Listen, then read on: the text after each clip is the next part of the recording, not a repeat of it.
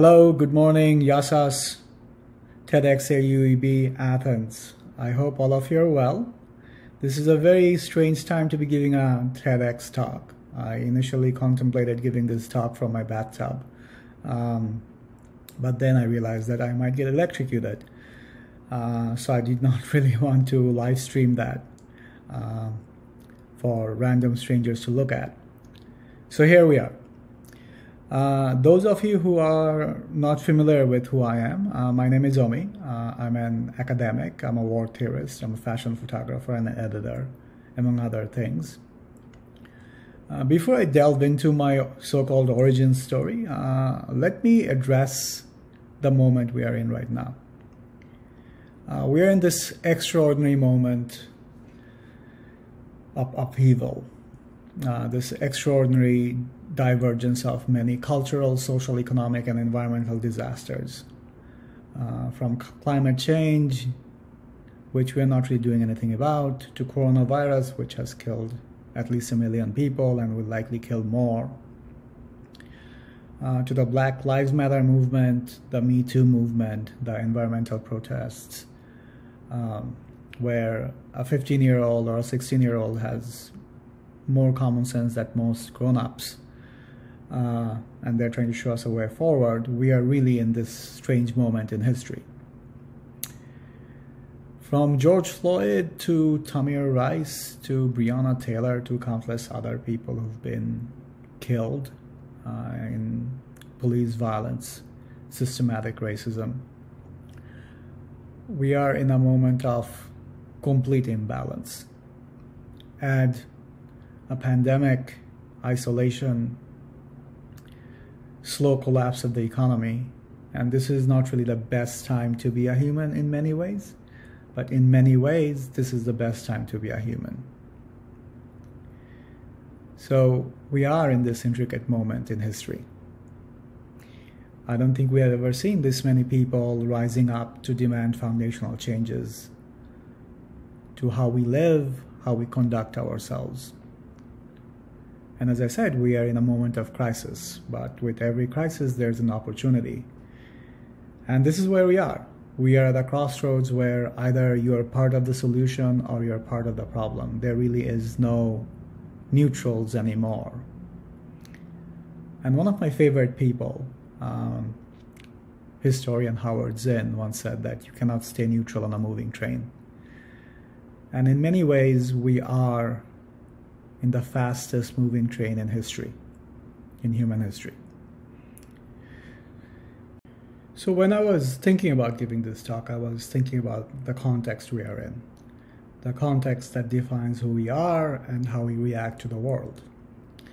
I was in Oslo when I really started thinking about this, but in a more abstract sort of way. And I was in my hotel room and my TV was on. And for some reason, sumo wrestling was being broadcasted. I'm not entirely sure why, but I was mesmerized by it. And there were these two sumo wrestlers who were crashing into each other. The whole thing was slightly off-putting and hilarious. It was almost like watching Donald Trump play golf. But going back to context and how everything is imagined through the lens of that context, I try to imagine these two very large Japanese men with really beautiful man buns and what I would assume are adult diapers, crashing into each other in front of Vasilia Sofia's, or in front of Maximo, or a subway in New York, or a street in Dhaka, or I don't know, market in Kampala. And within those contexts, that would be completely inappropriate. There would be a lot of negative reaction. If it's in Athens, the yayas won't be happy because these people are not wearing enough clothing. Children would be mortified and somewhat amused. And the police that usually hangs around Maximo drinking coffee would have to come investigate. So all in all, it would create a lot of negative reaction. But within the confines of a Japanese arena, it's perfectly fine. And that is what context is. It kind of defines, redefines, and provides value to each singular narrative we have in our lives. So when you're thinking about the XYZ narrative, which is the topic of conversation here today at TEDxAUEB, you kind of have to think within the box of that context. So I decided that the experiences I'm going to talk to you about would actually have to go beyond the realm of context, have to transcend context and become somewhat universal, and bypass all the duality of optimism, pessimism, good or bad, and ultimately, provide us with a way forward in terms of how we want to view our lives, where we want to go, and how we want to go there. And it's perfectly fine if you don't know where you're going. That means that any road you take will take you there. Whimsy and George Harrison aside, we all are products of structure. Biological, cultural, social. Every person on this planet is governed by those layers of evolutionary history wrapped in a package of flesh and bones. So to discuss humanity is to discuss the elemental nature of who we are, not only as a species, but also as individuals. The most unique aspect of our living is in our lives' narratives. And we always tend to think of our lives through stories, right? In reality, we are actually on this really absurd trajectory trying to make sense of it all through storytelling. So stories, real or not, relevant or not, are products of our brain trying to find meaning, purpose, above all clarity. And that is why it is important to find one story that is more authentic to that specific person and then project it onto the world. Speaking of stories, speaking of who I am, I grew up in Dhaka, Bangladesh. I grew up during a time of dictatorship in Bangladesh. And when you're young and have parents who are affluent, somewhat connected, you don't really feel the burden of a dictatorship. And I did not when I was living under a dictatorship. As a child, that specific thread of understanding, misunderstanding, or lack of understanding of dictatorship became very helpful in the long run when I was looking at dictatorship as an idea and dissecting it through the means of political science, statistics, and war theory. As an academic and a war theorist, I mostly focus on genocide. So I do predictive modeling, which basically means that I try to do prediction models of collective human behavior in a specific war zone, essentially to see where things are moving, is it moving towards genocide, so forth, so on. And one of my most formative experiences concerning this, and as an academic, was with this experience with this 11-year-old boy from Pakistan, from Waziristan, and his dad, who I was interviewing about the drone warfare that was going on at that point in time. And initially, when I heard that his son was completely terrified to go to school during very bright blue days, I thought that maybe there is some sort of psychological trauma there he has gone through. But then he told me that every single child was terrified of going outside when it was really nice and beautiful. And it came at the back of context, that context being a 67-year-old grandmother who was picking vegetables, got hit by a drone strike, and of course she got killed 2 villages over. And once that news spread, people were worried about sending out their children to school. So in many ways, US was winning the battle, but losing the war. And that specific instance, at that specific point, I kind of realized that in many ways, the ambiguous policies of drone warfare was becoming so problematic that we did not have any moral grounding anymore. That, of course, changed over a period of time through academia, through the military, through various other civilian operators of covert warfare like the CIA, it changed drastically. And everything came under the laws of armed conflict, which governs these conflicts in many ways. But by that time, 900 civilians have died in random acts of violence through drone strikes. And the accountability aspect of it was very low. And that experience told me that maybe as a society, we are in a mode of static oblivion. Because a lot of things you can lose in a society, but if you lose accountability, if you lose accountability of your humanity, you become so static that your society starts eroding. And I think that was one of the first indications for me as a person to try to push something that would bring in everyone under the same umbrella of law and accountability. And in the second term of Obama, things of course changed a little. And some people were held accountable, some people were not, but it was still moving in the right direction. I can't really tell you what's going on right now because I frankly do not know or care to know. That being said, that 11-year-old boy and his terrified face haunted me for so long. Like anytime I would see blue skies, it would remind me of that child. And he had absolutely nothing to do with anything, you know, like he was just born in a terrible situation. And we who were born in a very good situation are exasperating his situation. So I think in many ways that guilt made me A, find photography as an outlet, and B, start becoming much more critical about what was the Obama administration's policy was on drone warfare. And you might find that, you know, like I've written extensively on this matter. And eventually the policy changed. So at the end of the day, it doesn't matter how rich you are, how strong you are, how smart you are. There needs to be a consequence for whatever actions you are committing. And I think that's what I found to be one of my formative experiences as a person, is that realizing that, so what? America is strong.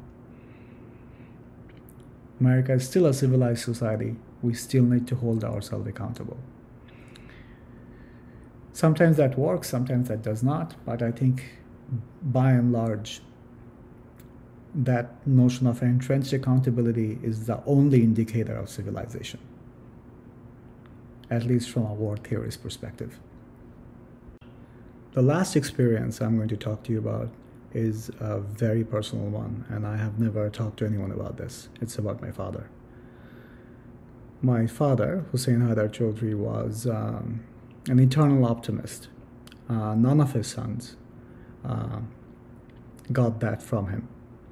Both me and my brother, younger brother, are either pragmatist or realist. And in many ways, my younger brother is much more practical than I am. I was in London Fashion Week when my phone rang, and one of my cousins, who is a cardiologist, told me that I need to come home. And when you get a phone call like that, you don't wait around. You find a flight and you go home. That is exactly what I did. I found a flight from Heathrow to Colombo and Colombo to Dhaka. I landed in Colombo and I needed to fill out some forms. I was looking for a pen. And I saw one of the flight attendants from my flight walking towards baggage claim. So I stopped her and I asked her whether she had a pen. And she smiled at me and she was like, "Sure, I do have a pen here." So she gave me a pen. And I was filling out my form and she was like, "Where are you heading?" I said, "Bangladesh, Dhaka." And she said, "To visit family." And I looked at her and I don't know why I said this to her because I was in this strange state of vulnerability and denial. And I told her, "I think my father is dying."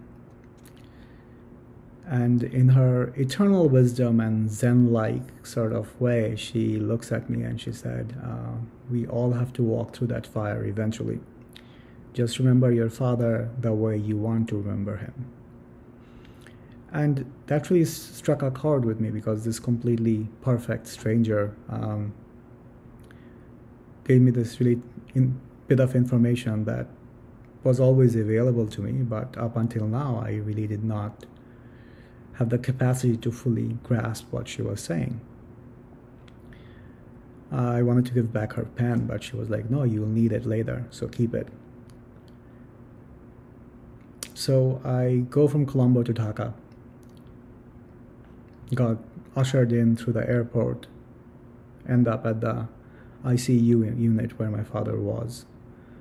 Once I walk in, the attendee, doctor, asked me who I was, and I told him that, well, I'm the oldest son of Hussein Adar Chowdhury, and he was like, okay, well, your father has no brain functions, and he's just on life support because, we were kind of waiting for you. And I really did not want to believe that, so I kind of ignored him and walked into the room and stood in front of my father, where he looked like he was sleeping. There were tubes coming out of him, and it was not a very pleasant thing to look at, but at least there was some hope. But then I kind of tried to hold on to his hand, and I realized that there really wasn't anyone there. My father was gone, and essentially the machines were just keeping the motion, the static, alive. And that's it. There was no consciousness. So I walked out, signed the paperwork to take him off life support with the same pen this random person gave me. And my father was dead by the time I signed that document. They took him off life support. And I felt this intense sort of pain where you feel like some parts of you are not going to be reconciled with some parts of you. And I think that is the pain we all feel when we lose a parent. It does not matter how old you are, this does not really go away. It remains with you all the time. And in many ways, my father's last memory is kind of entrenched, kind of attached to that pen, which I carry around everywhere now. I still have that pen in my bag. And if I have ever in that situation where a stranger tells me about their life's peril and asks for a pen, I would pass on that pen. But I view that pen as a bit of humanity, that bit of sunshine in utter darkness at times, and remind myself that regardless of whatever happens, we will get through this, because ultimately our humanity overtakes every other need we have. I hope these experiences I shared with you in this rather intimate talk in the middle of a very strange time would help you lead through the prism of time and expectation, through the prism of upheaval and progress. And hopefully your experiences would transcend context and become something universal which you can share with other people. And it would also give you a moment of solace. Ultimately, this world really does not exist without you. So it is up to you to take ownership of it, to make it better, and to leave it better, and to push it forward where the arc of history meets the arc of justice. Thank you for listening to me, and I appreciate your time. And we will definitely meet up somewhere along the way when borders open. Thank you, Athens. I love you.